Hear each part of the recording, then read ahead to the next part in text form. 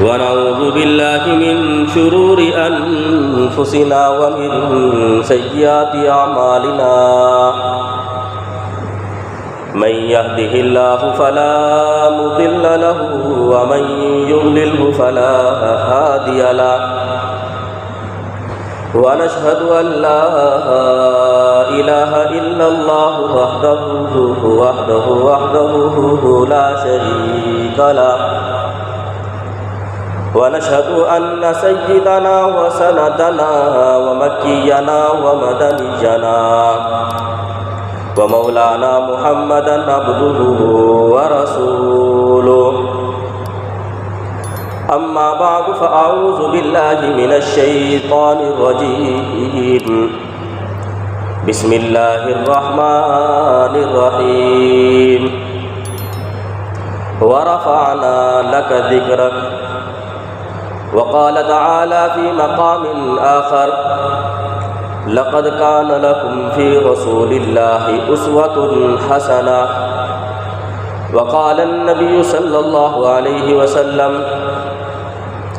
أنا نبي لا نبي بعدي أو كما قال عليه الصلاة والسلام آمنت بالله صدق الله مولانا العظيم وصدق رسوله النبي الأمي الهاشمي المدني الكريم ونحن على ذلك لمن الشاهدين والشاكرين والحمد لله رب العالمین۔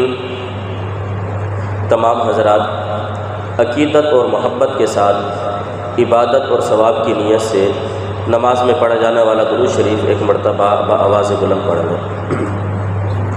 اللہم صلی علی محمد وعلی آل محمد کما صلیت علی ابراہیم وعلی آل ابراہیم انک حمید مجید۔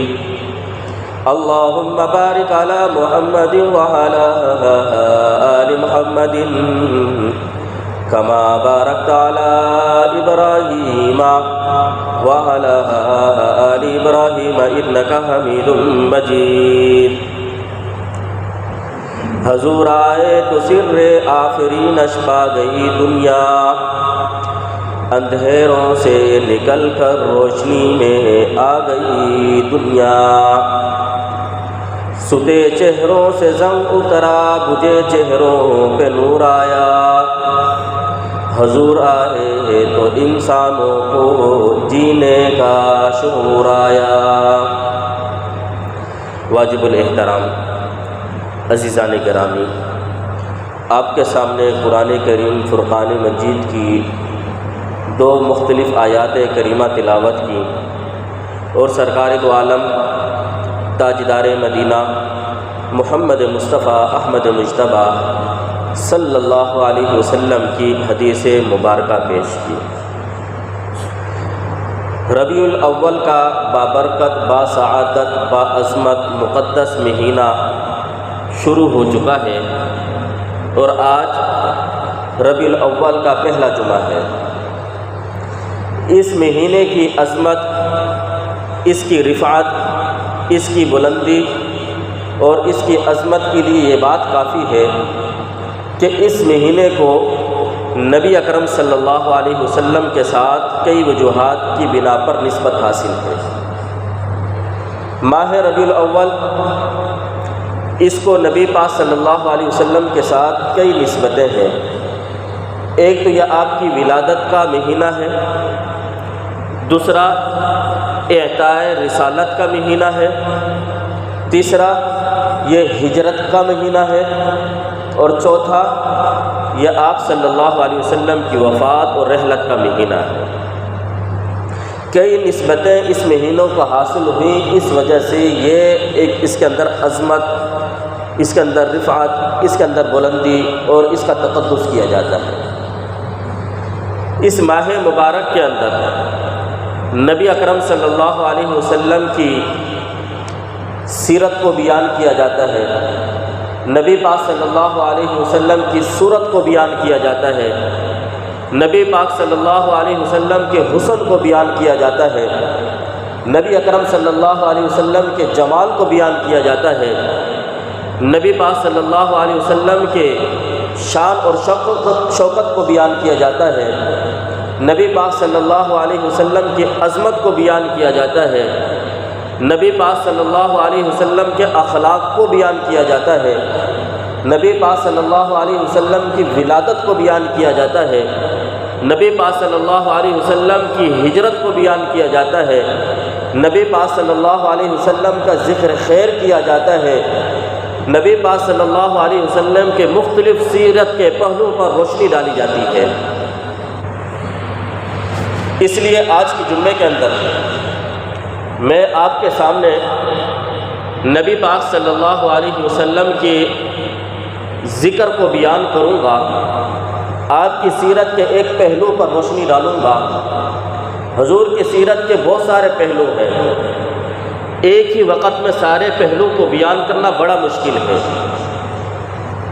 بڑے بڑے شعراء آئے، عرب کا ایک بہت بڑا شاعر، اس نے نبی پاک صلی اللہ علیہ وسلم کی سیرت کے مختلف پہلوؤں کو بیان کیا، آپ کے اخلاق کو بھی ذکر کیا، آپ کی گفتار کو بھی ذکر کیا، آپ کے حسن اخلاق کو بھی بیان کیا، آپ کی معیشت کو بھی بیان کیا، آپ کی معاشرت کو بھی بیان کیا، آپ کے ازواج مطہرات کو بھی بیان کیا۔ 40,000 عربی کے اندر لکھے نبی پاک صلی اللہ علیہ وسلم کی سیرت کو مختلف بیان کرتے رہے۔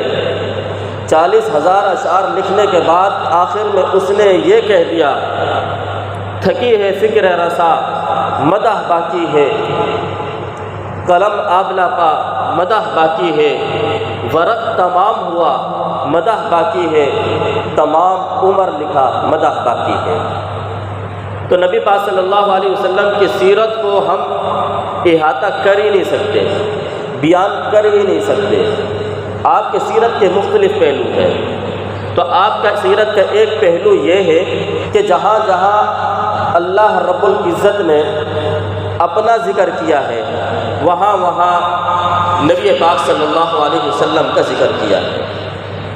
یہ ایک سیرت کا پہلو ہے۔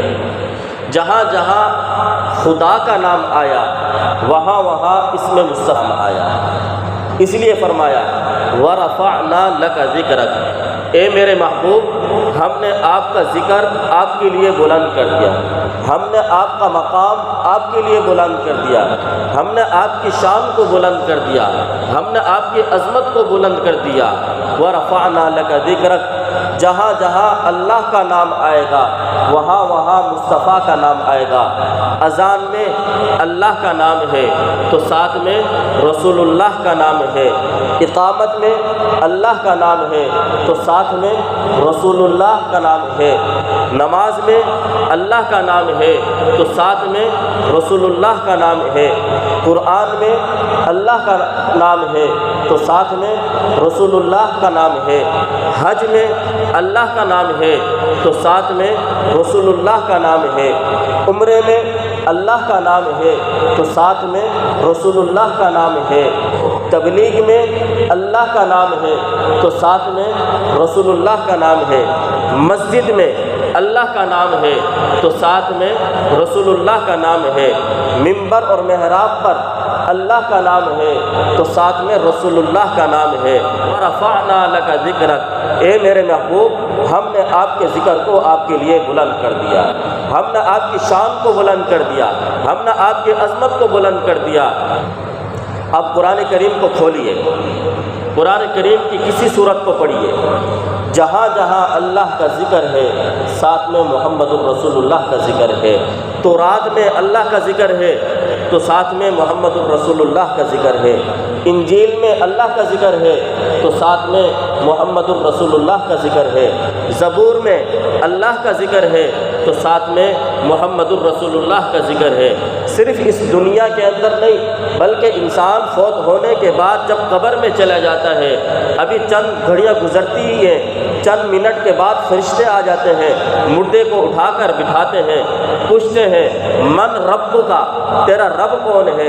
تو ساتھ میں یہ بھی سوال ہوتا ہے من نبی کا، تیرا نبی کون ہے؟ تو فرمایا جہاں جہاں میرا ذکر ہوگا وہاں وہاں تیرا ذکر ہوگا۔ اذا ذکرت ذکرت معی، جب تک میرا ذکر چلتا رہے گا اے نبی تیرا ساتھ میں ذکر چلتا رہے گا۔ تو فرمایا ورفعنا لک ذکرک، اے محبوب ہم نے آپ کے ذکر کو آپ کے لیے بلند کر دیا۔ حضرت ام عائشہ صدیقہ رضی اللہ عنہا کے پاس چند لوگ آئے، آ کر پوچھا کہ نبی پاک صلی اللہ علیہ وسلم کے اخلاق کیسے تھے، آپ کی سیرت کیسی تھی، آپ کی صورت کیسی تھی، آپ کا رہن سہن کیا تھا، آپ کے اخلاق کے بارے میں ہمیں بتائیے تو صحیح۔ تو امی عائشہ صدیقہ رضی اللہ عنہا نے بڑا بہترین جواب دیا، فرمانے لگی کیا تم نے قرآن نہیں پڑھا؟ کان خلقہ القرآن، وہ پورا قرآن نبی پاک صلی اللہ علیہ وسلم کی سیرت سے بھرا پڑا ہے، وہ پورا قرآن نبی پاک صلی اللہ علیہ وسلم کی اخلاق کو بیان کرتا ہے۔ شاعر نے تبھی تو کہا آقا قرآن کے پاروں میں تیرا چرچا ہے، آقا قرآن کے پاروں میں تیرا چرچا ہے، آقا یاسین تیرا چرچا ہے، آقا طٰہٰ تیرا چرچا ہے، یا ایھا المزمل میں تیرا چرچا ہے، یا ایھا المدثر میں تیرا چرچا ہے، قم فانذر میں تیرا چرچا ہے، وربک فکبر میں تیرا چرچا ہے، الم نشرح لک صدرک تیرا چرچا ہے، والضحیٰ تیرا چرچا ہے، واللیل اذا سجا تیرا چرچا ہے، ووجدک ضالا فہدی تیرا چرچا ہے، الم یجدک یتیما فآوی تیرا چرچا ہے، ومن یطع اللہ والرسول تیرا چرچا ہے، یا ایھا الذین آمنوا اطیعوا اللہ واطیعوا الرسول میں تیرا چرچا ہے، ما کان محمد ابا احد من رجالکم ولکن رسول اللہ وخاتم النبیین میں تیرا چرچا ہے، وما ارسلناک الا رحمۃ للعالمین میں تیرا چرچا ہے، وما ارسلناک الا کافۃ للناس میں تیرا چرچا ہے۔ قرآن کے 30 پاروں میں تیرا ہی چرچا ہے۔ ورفعنا لک ذکرک، اے محبوب ہم نے تیرے ذکر کو تیرے لیے بلند کر دیا۔ جہاں جہاں رب العالمین کی ربوبیت ہے وہاں وہاں رحمت للعالمین کی رحمت ہے۔ کسی نے پوچھا تصورات کی دنیا میں، اے اللہ آپ صلی اللہ علیہ وسلم کے بارے میں آپ نے کہا ہم نے تیرا ذکر بلند کر دیا، تیرا مقام بلند کر دیا، تیری شان اور شوکت کو بلند کر دیا۔ ویسے دیکھا جائے تو سارے نبی سارے پیغمبر اعلیٰ ہیں، سارے نبی سارے پیغمبر اونچی شان والے ہیں، سارے نبی سارے پیغمبر عظمت والے ہیں۔ اے اللہ پھر آپ نے یہ کیوں کہا ورفعنا لک ذکرک، اے محبوب ہم نے تیرے ذکر کو تیرے لیے بلند کر دیا۔ حضرت آدم علیہ السلام وہ بھی تو اونچا مقام والے پیغمبر تھے، جس کے بارے میں خود کہا خلقتہ بیدی، کہ میں نے اس کو اپنے ہاتھوں سے بنایا ہے، اس کو مسجود ملائکہ بنایا ہے۔ وہ پیغمبر بھی اعلیٰ اور اونچے مقام والا تھا، جس نے 950 سال تیری توحید کو بیان کیا۔ وہ پیغمبر بھی اونچی شان والا تھا، جس نے تیری خاطر آگ میں جانا پسند کر لیا۔ تیرا پیغمبر وہ بھی بڑا اعلیٰ تھا، جس نے تیرے حکم کو پورا کرنے کے لیے چھری کے نیچے لیٹ گیا۔ تیرا پیغمبر تو وہ بھی اعلیٰ تھا، جس کے ہاتھ میں عصا وہ دریا پر مارتا تو اس میں راستے بن جاتے۔ تیرا پیغمبر تو وہ بھی اعلیٰ اور اونچا مقام والا تھا، جو قم بإذن اللہ کہتا تو مردے کو اٹھاتا، اس سے بات شروع کر دیتا۔ سارے نبی سارے پیغمبر عظمت والے ہیں، شان والے ہیں، رفعت والے ہیں، بلندی والے ہیں۔ پھر اے اللہ ورفعنا لک ذکرک، آپ نے خاص کیوں کر دیا کہ ہم نے اے محبوب آپ کے ذکر کو تمام ذکروں سے بلند کر دیا ہے، جہاں جہاں رب العالمین کا تذکرہ آئے گا وہاں وہاں رحمت للعالمین کا تذکرہ آئے گا، اس کی وجہ کیا ہے؟ تو اللہ تعالیٰ نے فرمایا، اللہ تعالیٰ نے گویا کہ یہ بتانا چاہتے ہیں کہ میرے نبی کی عظمت، اس کے قدموں کے اندر میں نے ایسی برکت ڈال دی ہے، اس کے جہاں جہاں قدم پڑتے ہیں میں اس جگہ کو بھی عظمت والا بنا دیتا ہوں۔ اس کے قدم یثرب میں پڑے میں نے اس کو مدینہ المنورہ بنا دیا، اس کی ولادت، اس کے قدم مکے میں پڑے میں نے اس شہر کی قسمیں اٹھا دی، لا اقسم بہذا البلد۔ اس نبی کے قدم ابو بکر کی کندھوں پر پڑے میں نے صدیق اکبر کو تمام صحابہ کا امام بنا دیا۔ اس نبی کے قدم جب عفیفہ کائنات، صدیقہ کائنات اور رفیقہ کائنات حضرت امی عائشہ صدیقہ رضی اللہ عنہا کے حجرے میں پڑھتے ہیں تو میں نے اس حجرے کو جنت کا باغوں میں سے ایک باغ بنا دیا۔ تو فرمایا وَرَفَعْنَا لَكَ ذِكْرَكَ، اے محبوب ہم نے تیرے ذکر کو تیرے لیے بلند کر دیا۔ تو نبی پاک صلی اللہ علیہ وسلم کی سیرت کے مختلف پہلو ہیں۔ ایک پہلو یہ ہے کہ نبی پاک صلی اللہ علیہ وسلم کا ذکر کیا جائے، آپ کی سیرت کو بیان کیا جائے، آپ کی سیرت کو خود پڑھا جائے، اور ہمیں نبی پاک صلی اللہ علیہ وسلم کی سیرت ہمارے لیے بہت ضروری ہے، بہت ضروری ہے۔ ایک تو وجہ اس کی یہ ہے کہ نبی پاک صلی اللہ علیہ وسلم کی سیرت کو کیوں بیان کیا جائے، نبی پاک صلی اللہ علیہ وسلم کی سیرت کو کیوں پڑھا جائے، اس کی کئی وجوہات ہیں۔ پہلی وجہ یہ ہے ہمارا نبی پاک صلی اللہ علیہ وسلم کے ساتھ جو رشتہ ہے وہ روحانی رشتہ ہے۔ ایک امتی کا اپنے نبی کے ساتھ جو رشتہ ہے وہ روحانی رشتہ ہے، اور یہ روحانی رشتہ جسمانی رشتے سے قوی ترین، مضبوط ترین اور اقویٰ ہوتا ہے۔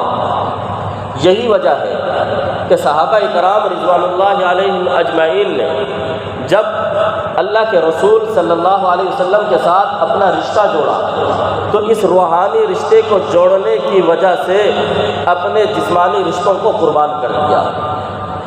بیٹے نے کلمہ پڑھا، باپ کو چھوڑ دیا، باپ نے کلمہ پڑھا، بیٹے کو چھوڑ دیا، ماں نے کلمہ پڑھا، بیٹے کو چھوڑ دیا، بیٹے نے کلمہ پڑھا، ماں کو چھوڑ دیا۔ یہ روحانی رشتہ جسمانی رشتے سے زیادہ قوی اور مضبوط ترین ہے۔ اس لیے قرآن کریم میں اللہ تعالیٰ نے فرمایا النبی اولیٰ بالمؤمنین من انفسہم وازواجہ امہاتہم، ایمان والوں کی جانوں پر ان سے زیادہ نبی پاک صلی اللہ علیہ وسلم کا حق ہے۔ ہمیں ہماری جانوں پر اتنا حق نہیں جتنا نبی پاک صلی اللہ علیہ وسلم کو ہماری جانوں پر حق حاصل ہے۔ مثال کے طور پر آگ جل رہی ہو، ایک آدمی خود سے جاتا ہے، آگ میں چھلانگ لگاتا ہے، خودکشی کرتا ہے، آگ میں جلنا منظور کر لیتا ہے، تو اب اس کا حکم یہ ہے کہ یہ حرام کام کیا اس نے، یہ غلط کام کیا ہے، اس کو یہ حق حاصل نہیں ہے۔ ایک آدمی دریا کے اندر چھلانگ لگا دیتا ہے، یہ اس کو حق حاصل نہیں، یہ حرام ہے۔ ایک آدمی اونچی عمارت سے کھڑا ہو کر چھلانگ لگا دیتا ہے، یہ اس کے لیے حرام ہے۔ لیکن دوسری طرف اگر دیکھا جائے نبی پاک صلی اللہ علیہ وسلم نے حکم دے دیا کہ اپنے آپ کو اس آگ میں چلے جاؤ، تو نبی کا حکم ماننا ضروری اور واجب ہے۔ تو فرمایا النبی اولیٰ بالمؤمنین من انفسہم وازواجہ امہاتہم، کہ نبی کا حق ایمان والوں کی جانوں پر ان سے زیادہ ہے۔ تو روحانیت کا رشتہ ہے، اس رشتے کی بنا پر، اور پھر قرآن کریم کے اندر اللہ تعالیٰ نے فرمایا لقد کان لکم فی رسول اللہ اسوۃ حسنہ، کہ نبی پاک صلی اللہ علیہ وسلم کی زندگی تمہارے لیے ایک بہترین آئیڈیل ہے، ایک بہترین نمونہ ہے۔ اس وجہ سے بھی نبی پاک صلی اللہ علیہ وسلم کی سیرت کو پڑھنا ہمارے لیے ازحد ضروری ہے، تاکہ ہم اس کو پڑھیں اور پھر اس کے مطابق زندگی گزاریں۔ ایک تو وجہ روحانی رشتہ ہے، دوسری وجہ کہ نبی اکرم صلی اللہ علیہ وسلم اس امت کے مقتدا ہے، پیشوا ہے، رہنما ہے۔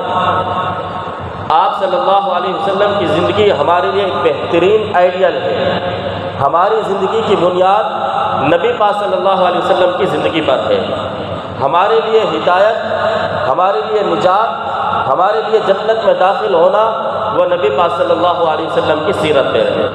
اگر ہم یہ چاہتے ہیں کہ دنیا کے اندر کامیابی مل جائے، اگر ہم یہ چاہتے ہیں کہ ہم سیدھے راستے پر آ جائیں، اگر ہم یہ چاہتے ہیں کہ ہم آخرت کے اندر نجات پا لیں، تو نبی پاک صلی اللہ علیہ وسلم کی سیرت ہمارے لیے بہترین نمونہ ہے۔ اس لیے سیرت کو پڑھنا، اسے بیان کرنا بہت ضروری ہے۔ اور تیسری وجہ، نبی پاک صلی اللہ علیہ وسلم کی سیرت کو پڑھنا، پڑھانا، سیکھنا، بیان کرنا ایک مسلمان کے لیے کیوں ضروری ہے؟ ایک تو وجہ اس کی یہ بھی ہے کہ نبی پاک صلی اللہ علیہ وسلم کے بعد رسالت کا سلسلہ ختم ہو چکا ہے، نبوت کا دروازہ بند ہو چکا ہے۔ اسی وجہ سے فرمایا آپ صلی اللہ علیہ وسلم نے بعثت انا والساعۃ کہاتین، آپ نے فرمایا میں آخری نبی ہوں، میں اور قیامت اس طرح بھیجے گئے جیسے کہ یہ دو انگلیاں ہیں، ایک شہادت کی انگلی ہے اور ایک درمیان والی انگلی ہے۔ آپ نے ارشاد فرمایا کہ میرے بعد کوئی اور نبی نہیں آ سکتا، جس طرح ان دو انگلیوں کے درمیان میں تیسری انگلی نہیں ہے۔ متعین کر کے بتایا کہ میرے بعد قیامت تو آ سکتی ہے لیکن کوئی اور نبی نہیں آ سکتا، نیا نبی نہیں آ سکتا۔ تو اب آخری آپشن آپ صلی اللہ علیہ وسلم کی ذات مبارکہ ہے، اس لیے آپ کی سیرت کو پڑھنا، بیان کرنا ضروری ہے۔ دیکھیں بھائی، عید کا دن کو آپ کے علاقے کے اندر 3 مسجدیں ہیں۔ ایک مسجد میں اعلان ہوتا ہے کہ عید کی نماز 7 بجے ہوگی، دوسرا اعلان ہوتا ہے عید کی نماز 8 بجے ہوگی، تیسرا اعلان ہوتا ہے عید کی نماز 9 بجے ہوگی۔ اب اگر کوئی آدمی 7 والی نماز سے رہ جائے تو اس کے ذہن میں ہوتا ہے کہ دوسرا آپشن میرے پاس موجود ہے کہ میں 8 والی جماعت میں شریک ہو جاؤں، اور اگر دوسری نماز کا وقت بھی نکل جائے، دوسری مسجد کے اندر نماز عید ہو چکی ہے، اب یہ آدمی فکر مند ہوتا ہے۔ اب اس نے اگر عید کی نماز پڑھنی ہے تو اب اس کے پاس صرف آخری آپشن ہے کہ 9 بجے والی جماعت میں شریک ہو جاؤ، اس کے بعد دوبارہ نہیں ملے گی، جو چھوٹ گئی وہ چھوٹ گئی۔ اسی طرح نبی پاک صلی اللہ علیہ وسلم نے فرمایا بعثت انا والساعۃ کہاتین، میں اور قیامت اس طرح بھیجے گئے ہیں، میرے بعد قیامت تو آ سکتی ہے لیکن کوئی اور نبی نہیں آ سکتا۔ ہاں، ہاتھ کے اندر اور انگلیاں بھی ہیں، آپ صلی اللہ علیہ وسلم کے ساتھ اور بھی پیغمبر تھے، پہلے آئے، لیکن آخر میں اب قیامت ہی آنی ہے۔ اس لیے نبی کی سیرت کو سیکھنا ضروری ہے کہ آپ صلی اللہ علیہ وسلم ہمارے لیے ہدایت کے لیے، نجات کے لیے، جنت کے حصول کے لیے اب آخری آپشن ہے، آپ کے بعد کسی اور نے آنا نہیں ہے۔ اس لیے سیرت کو پڑھنا بہت ضروری ہے۔ اور ایک وجہ یہ بھی ہے، نبی پاک صلی اللہ علیہ وسلم نے فرمایا، انس رضی اللہ عنہ کی روایت ہے بخاری مسلم کے اندر، فرمایا کہ لا یؤمن احدکم حتی اکون احب الیہ من والدہ وولدہ والناس اجمعین، تم میں سے کوئی بھی آدمی اس وقت تک کامل ایمان والا نہیں ہو سکتا جب تک اس کے دل میں اس کے والدین سے، اس کی اولاد سے اور تمام لوگوں سے زیادہ محبت نہ ہو۔ میری محبت تمام محبتوں پر غالب ہو۔ اور پھر آپ کو معلوم ہے، عربی مقولہ ہے کہ جو آدمی جس سے محبت کرتا ہے اس کے تذکرے زیادہ کرتا ہے، اس کی اداؤں کو نوٹ کرتا ہے، پھر اس کے طریقے کو جانتا ہے، اس کے ہر طریقے کے اندر اس کو خوشی حاصل ہوتی ہے۔ اس لیے جب ہم نے کلمہ نبی اکرم صلی اللہ علیہ وسلم کا پڑھا ہے، اگر ہمارے دلوں کے اندر نبی پاک صلی اللہ علیہ وسلم کی محبت ہے اور ہونی بھی چاہیے، تو پھر ہمارے اوپر لازم ہے کہ ہم نبی کے طریقوں کو سیکھیں، نبی کے طریقے کو جانیں کہ آپ صلی اللہ علیہ وسلم نے کس طریقے سے زندگی گزاری ہے۔ اس لیے سیرت کو پڑھنا ضروری ہے۔ میں پہلے بھی کئی دفعہ بیان کر چکا ہوں کہ سیرت کے بہت سارے فائدے ہیں اور مختلف کتابیں سیرت کے موضوع پر لکھی گئی ہیں، اور اللہ رب العزت نے جو کتابیں لکھی گئی ان کو قبولیت اختیار کی ہے، چاہے وہ کس نے بھی لکھی ہو۔ غیر مسلم نے نبی پاک صلی اللہ علیہ وسلم کی سیرت پر کتاب لکھی، مسلمان نہیں ہے، لیکن اس کی برکت سے اللہ تعالیٰ نے اس بندے کو ایمان کی دولت سے نواز دیا۔ نبی کی سیرت کافر لکھ رہا ہے لیکن وہ برکت سے خالی نہیں ہے۔ مولانا اشرف علی تھانوی رحمۃ اللہ علیہ انہوں نے کتاب لکھی نشر الدین، نبی پاک صلی اللہ علیہ وسلم کی سیرت پر۔ چھوٹی سی کتاب ہے، 200 صفحے، تقریباً 150 پونے 200 کے برابر ہے، چھوٹی سی کتاب ہے۔ نبی پاک صلی اللہ علیہ وسلم کی سیرت کے مختلف پہلوؤں کو بیان کیا ہے، اور اس کی وجہ تعلیم بیان کی کہ فرمایا کہ جب ہمارے علاقے کے اندر طاعون کی بیماری آ گئی، جس طرح ہمارے ابھی جیسے یہ آنکھوں کی یہ وائرس آ گئے، لوگ جو ہے بیمار ہو گئے، تو فرمانے لگے ہمارے علاقے کے اندر طاعون کی بیماری آ گئی۔ وہ بیماری اتنی تیزی سے پھیل رہی تھی کہ ہر بندہ گھروں کے اندر محدود تھا۔ مولانا شریف علی تھانوی رحمۃ اللہ علیہ فرماتے ہیں کہ میرے دل میں اللہ نے یہ بات ڈالی کہ میں نبی پاک صلی اللہ علیہ وسلم کی سیرت پر کوئی چیز لکھ دوں۔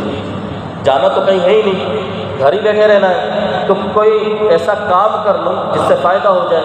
تو فرماتے ہیں کہ میں نے جب اس کتاب کو لکھنا شروع کیا اور اس کتاب کی جب آخری سطریں لکھی، جیسے ہی یہ کتاب مکمل ہوئی، اللہ رب العزت نے اس علاقے سے طاعون کو ختم کر دیا تھا، وہ بیماری ختم ہو گئی۔ یہ سیرت کو پڑھنے کے لکھنے کے فائدے ہیں۔ اس لیے اگر ہم یہ چاہتے ہیں کہ ہمارے زندگی کے اندر تبدیلی آ جائے اور ہم بھی ایک اونچا مقام حاصل کر لیں، تو ہمیں چاہیے کہ ہم نبی پاک صلی اللہ علیہ وسلم کی سیرت کو پڑھیں اور اس پر عمل کریں۔ اللہ تعالیٰ ہمیں نبی پاک صلی اللہ علیہ وسلم کی سچی محبت اور عشق عطا فرمائے، اور حضور کے طریقے سیکھنے کی، اس پر عمل کرنے کی توفیق عطا فرمائے۔ وآخر دعوانا الحمدللہ رب العالمین۔